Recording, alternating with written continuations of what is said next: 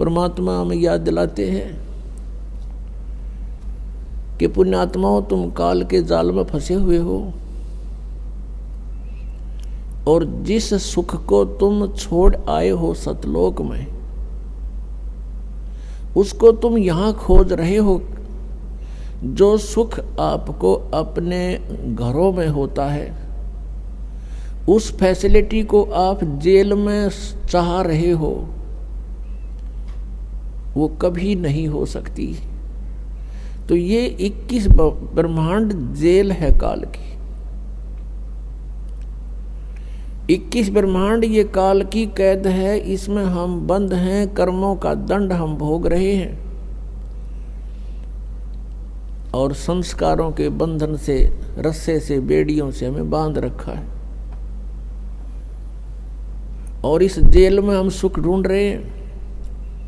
ये हमारी अज्ञानता और भोलापन है।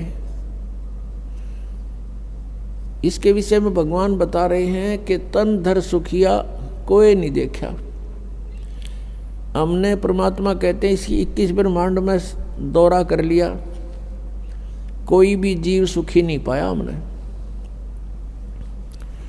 परमात्मा कहते हैं हम ब्रह्मा के पास गए तो वो महादुखी,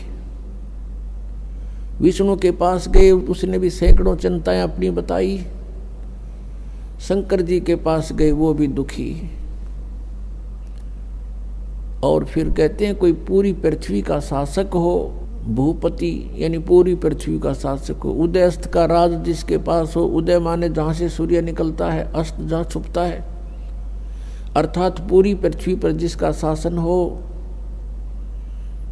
वो राजा भी सुखी नहीं देखा हमने। फिर बताते हैं, देखो एक परिवार का मुखिया वो प्रबंधक होता है अपने परिवार का, और 5-4 सदस्यों के अरेंजमेंट में वो महादुखी हो लेता है, टेंशन हो जाती है, रात को नींद भी नहीं आती उसको।